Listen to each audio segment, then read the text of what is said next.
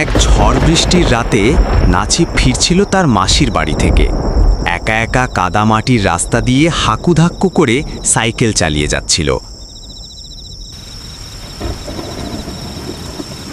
একা একা তার বেশ ভয় লাগছিল, কিন্তু কি করবে, তাকে তো বাড়ি ফিরতে হবে, কারণ কাল সকালে তাকে কাজ করতে যেতে হবে, কারণ সে তার নানার বাড়িতে থাকে।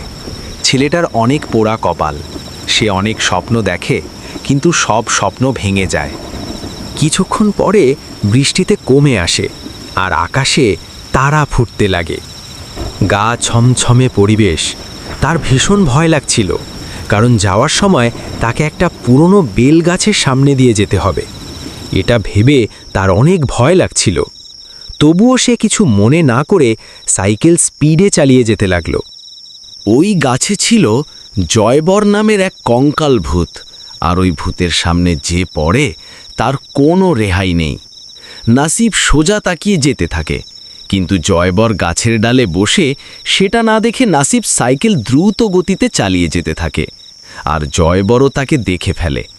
এবার তার কোনো রেহাই নেই। নাসিব বাড়ি ফিরে এসে সোজা ঘরের ভিতর চলে যায়।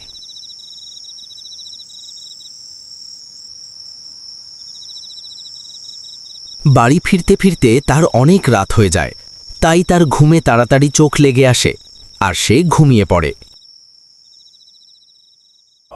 আর এদিকে জয়বর তার বাড়িতে চলে এসেছে। এবার তাকে স্বয়ং উপরওয়ালা ছাড়া কেউ বাঁচাতে পারবে না।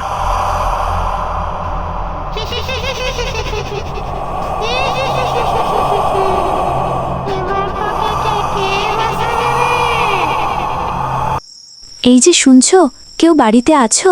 আরে কে আপনি এত রাতে আমার বাড়ি পেয়ে? দাঁড়াও, আমি দরজা খুলে দিচ্ছি।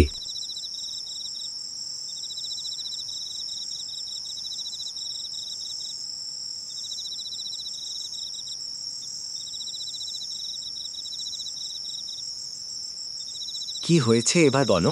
আমি কি আপনার কোনো সাহায্য করতে পারি? আমি বিপদে পড়ে গেছি, আমাকে একটু সাহায্য করো।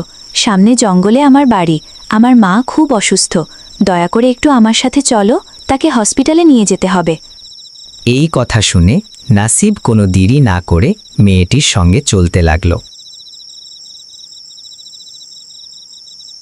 আর নাসিব তো এটা জানতই না, এটা যে জয়বরর কাজ।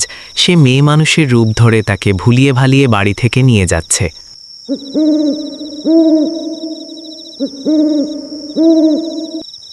তারা দুজনে জঙ্গলের ভিতর দিয়ে যেতে লাগলো।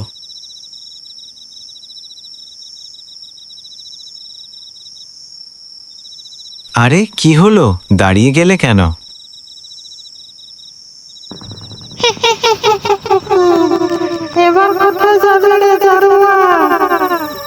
নাসিব ভয়ে দৌড়ে পালাতে লাগল। জয়বরও তার পিছনে পিছনে আসতে লাগলো।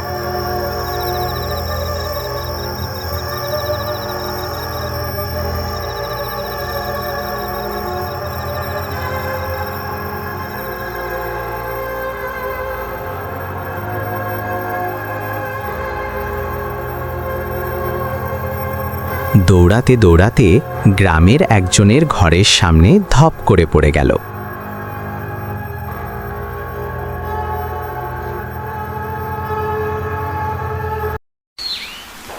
সকালে বৃদ্ধ মানুষ দুটো তার পাশে দাঁড়িয়ে তার জ্ঞান ফেরার অপেক্ষা করছে। সকালে চোখ খুলতে দেখল তার সামনে একজন বৃদ্ধ মহিলা আর একজন বৃদ্ধ মানুষ দাঁড়িয়ে আছে। তার ভাগ্যটা ভালো ছিল, এইবার সে জয়বরের হাত থেকে বেঁচে গেছে। তারপরে তাদের কাছে বিদায় নিয়ে সে বাড়ি চলে আসলো।